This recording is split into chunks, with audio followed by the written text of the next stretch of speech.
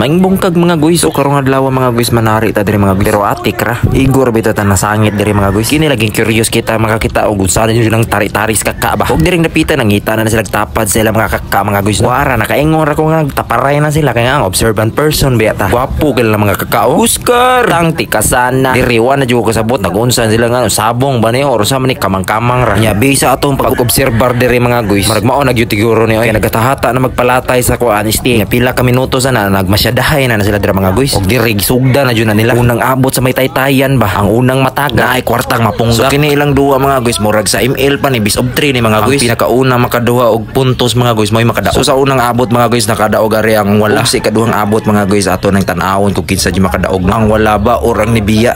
Salabay. Aliko. Okay, butang mo bar. Wala mo salabay. Aliko. Tingnan daw.